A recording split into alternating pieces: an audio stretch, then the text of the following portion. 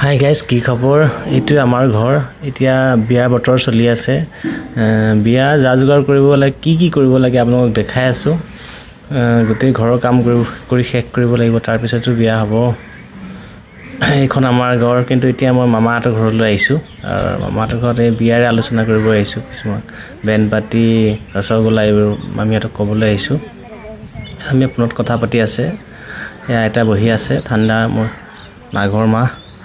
মামাহঁতৰ ঘৰৰ পিছফালে এখন ডাঙৰ চোতাল এখন আছে, আৰু এই পিছফালে মই বহি আছোঁ। ইয়াত এতিয়া দুটা মটৰ লৈছে মামাহঁতৰ, এটা জেট মেচিন আৰু এটা নৰ্মেল মটৰে। দামকলৰ পানী নাইকিয়া হ'ব বহাগত, সেইকাৰণে যা যোগাৰ কৰি থৈ দিছে। এই মামাহঁতৰ পিছফাল হয়, আৰু পিছফালেদি মই এতিয়া ৰাস্তাৰ ফালে গৈ আছোঁ। আহি মই আমাৰ ঘৰ পালোহি। মানে ঘৰৰ এতিয়া আমাৰ গৰুজনী দেই, এইজনী মোক চিনি পায়। পথাৰৰ পৰা নানিয়ে ক'তো।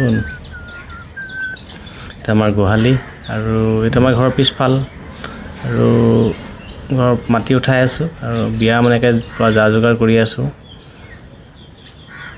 এতিয়া আপোনালোকক মই ঘৰৰ পিছফালটো দেখাইছোঁ। এই পিছফালে আমাৰ দুঘৰমান মানুহ আছে, আৰু এইখিনিতে পুখুৰী আছে, বৰ্তাহঁতৰ পুখুৰী। আৰু এইফালে চন্দ্ৰহঁতৰ ঘৰ। এইটো আমাৰ ঘৰৰ পিছফালটো। আপোনাৰ ঘৰৰ পৰা পৰিৱেশটো দেখাম। প্ৰথমে দেখাইছিলোঁ আমাৰ ঘৰটো কাম কৰি থকা, আৰু চোতালত মাটি উঠোৱা নাছিলোঁ, কিন্তু এতিয়া আপোনালোকক দেখাম। বিয়াৰ কাৰণে কিছুমান কাম ৰৈ গৈছে, প্লাষ্টাৰ কৰিব পৰা নাই ঘৰটো। এয়া মহাহঁতে কাম কৰি আছে, এয়া প্লাষ্টাৰ কৰি আছে। আৰু এয়া মাটিও উঠালোঁ বহুত, 20-25 হাজাৰ টকা মাটি উঠালোঁ। চোতালখন বনাই আছোঁ, কাৰণ ৰভা ইয়াতে দিব লাগিব। গোটেই চোতালখন গছ গছনি কাটি একে সমানকৈ ডাঙৰ চোতাল কৰিছোঁ, যেন কোনো অসুবিধা নহয়। এইখন ভাইটিহঁতৰ ট্ৰেক্টৰ। এইটো আমাৰ চাংচকীয়া ৰাস্তা। সেইটো আমাৰ ঘৰ। আৰু ডাম্পাৰবোৰ আহিছে, মাটি ডাম্পাৰবোৰ আহি আছে। এইটো আমাৰ ঘৰৰ ওচৰত ধন ৰৈ আছে। গোটেই চোতালখন মাটি একদম বহলাই দিছোঁ। আৰু এইখন আমাৰ ঘৰৰ এই মোৰ স্কুটিখন। ঘৰতো কাম চলি আছে, প্লাষ্টাৰ কৰি আছে মহাহঁতে। আৰু এইফালৰখিনি প্লাষ্টাৰ কৰিব। সন্মুখখন নকৰা নাযায়, এখন কাম পিছত কৰা যাব, ইয়াৰ পিছত কাম কৰা যাব। এইটোৱে আমাৰ ঘৰ, সপোনৰ ঘৰ, য'ত নিজে কষ্ট কৰি বনাই আছোঁ। ৰাস্তাৰ কাষতে যেতিয়া ৰাস্তাতে যোৱা মানুহবোৰ আমি দেখাই পাই থাকোঁ।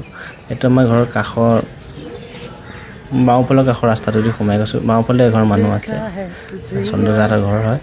এইটো এই কাষত আমি ৰিচিপশ্যন দিম বুলি মাটি উঠাইছোঁ, এইখিনি সমান কৰিব লাগিব। আৰু বিয়ালৈ আৰু 2-3 মাহ আছে। যেতিয়া দেউতাহঁতে মই চাকৰি জেগালৈ গুচি গ'লে, দেউতাহঁতে ধুনীয়াকৈ সমান কৰি দিব। আৰু এইটো আমাৰ লেট্ৰিনৰ টেংকি। এইফালে এইটো মোৰ গাঁৱৰ ঘৰৰ পিছফাল।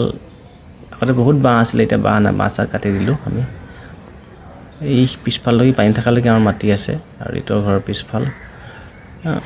বিয়া যা যোগাৰ কৰি আছোঁ, আৰু বিয়া ভিডিঅ' আপোনালোকক দেখাম। এইটো আমাৰ ঘৰৰ বিয়াৰ আগৰ ভিডিঅ'।